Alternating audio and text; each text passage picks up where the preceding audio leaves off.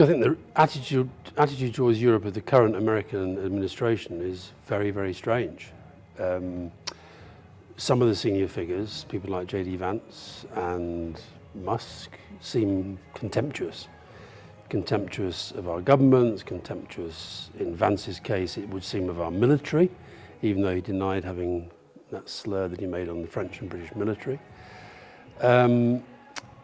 And I think we are reaching a point, and this is coming out through the statements recently of Macron and Merz, the new German Chancellor, that we just have to face the possibility that Europe can no longer view America as a reliable ally. And it's sort of very, very weird even to be saying those words. And I think what Keir Starmer's trying to do, rightly, is to try to keep that thing close.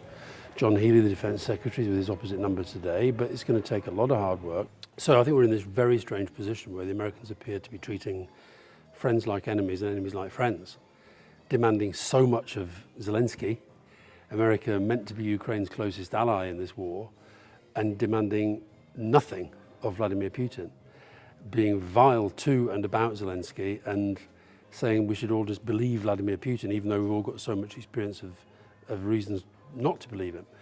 And then you look at Canada, you look at Denmark and this claim on Greenland, you look at Panama, you look at the abuse that they're piling onto European leaders at times. It's very, very strange. I think when we say how do we deal with Elon Musk, it kind of depends who and what you are. For somebody like me, I deal with Musk by staying on his platform, even though my missus thinks I shouldn't, because she thinks she just sort of feeds the beast to have sort of names on there and so forth. But I think you have to just keep calling it out. I think for governments, it's different. He is, whether we like it or not, a major business figure. He's into the security space as well because of Starlink. But I think there's got to come a point where political leaders call this guy out too.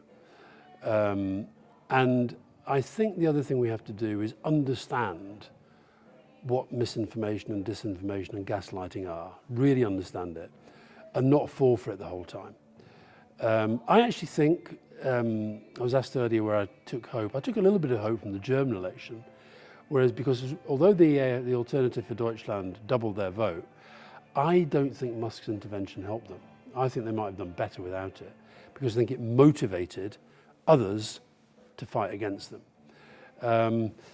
And the other thing I think we have to do is understand that ultimately Musk is, in terms of his political power that he now has, it ultimately is a product of Trump. He poured money into Trump's campaign as a way of making himself indispensable. But the lesson that you get from talking to people who know Trump and have known him for a long time is that nobody's indispensable. And there will come a time where he is dispensed with, and then I think there'll be a very, very interesting fight, which will damage both of them. I can't claim to be inside Donald Trump's head, but I'd be very surprised if he doesn't try and get another term. I even wonder whether, if you go to Washington and you go to the Holocaust Museum, you go inside and there's this poster there, and it's got the 14 tenets, warning signs of fascism. He's ticked a lot of them. I would argue the first 13 has ticked them. Number 14 is fraudulent elections, like Russia. I wouldn't be at all surprised if he's thinking about how do you survive so that you can defy the Constitution. And why do I think that? Because he's already doing it. He's already defined the Constitution in several respects.